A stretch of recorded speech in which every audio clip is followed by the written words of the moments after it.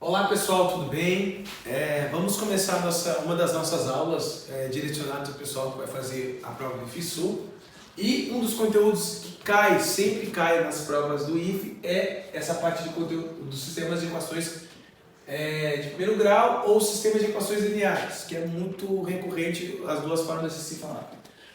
Sistemas de equações lineares nada mais é do que, por vezes, alguns livros didáticos eles abordam essa ideia da construção gráfica de uma relação que ocorre entre x e y, certo?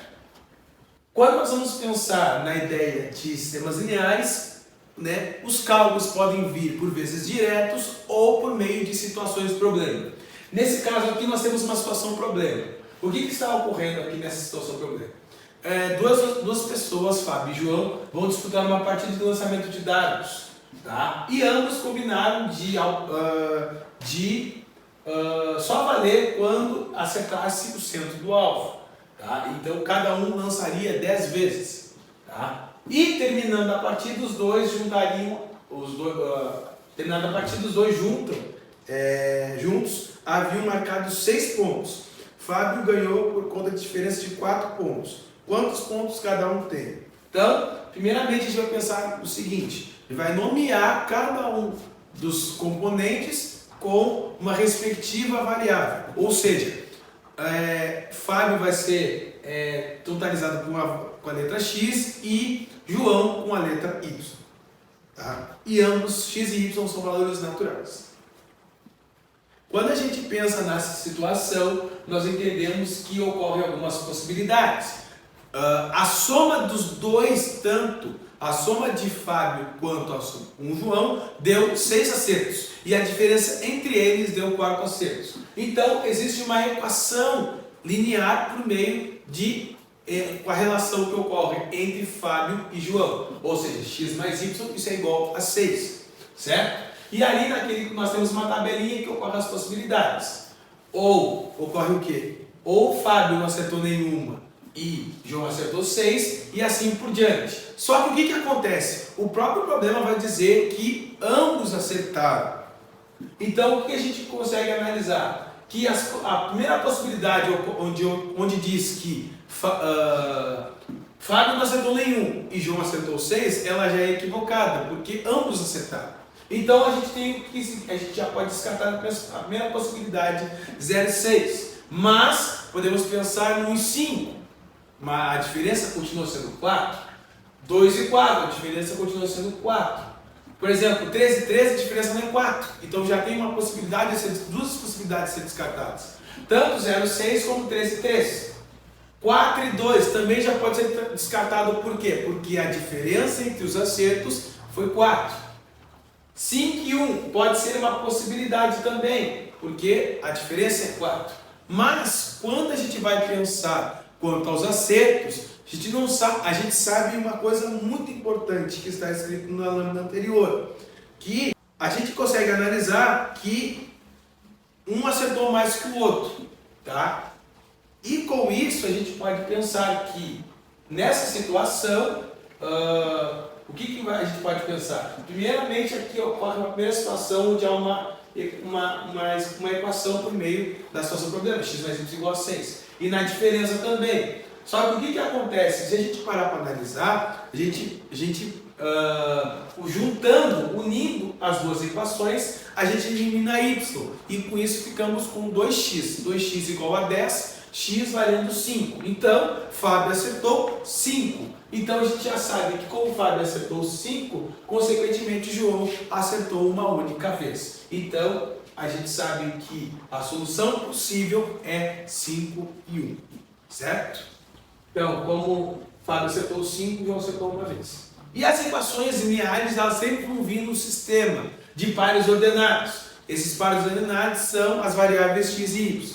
Certo?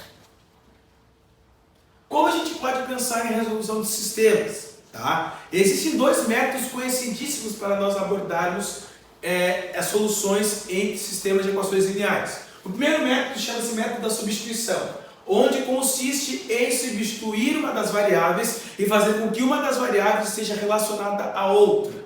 Ou seja, posso relacionar x com y ou y com x, certo? Nesse caso, nós temos um exemplo ali, ó, pelo método da substituição. Nós temos a primeira equação, x mais y igual a 5 e x menos y igual a 3. Tá? Nós iremos utilizar qual método? O método da substituição, que consiste em fazer uma relação de x com y. Quando nós substituímos, quando nós escolhemos uma das equações e substituímos na outra, e a gente consegue entender e compreender que nós estamos utilizando o método da substituição.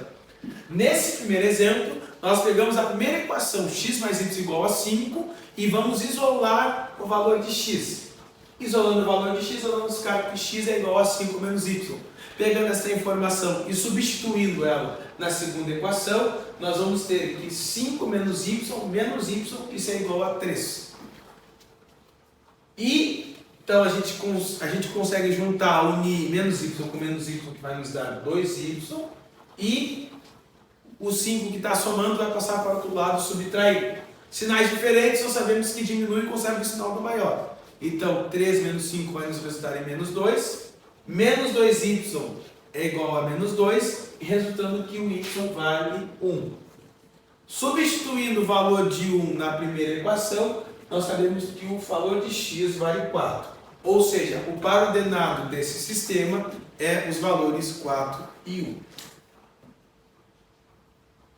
Aqui tem alguns exercícios de fixação, caso você queira resolver, para você compreender melhor, para melhor compreensão quanto ao método da substituição.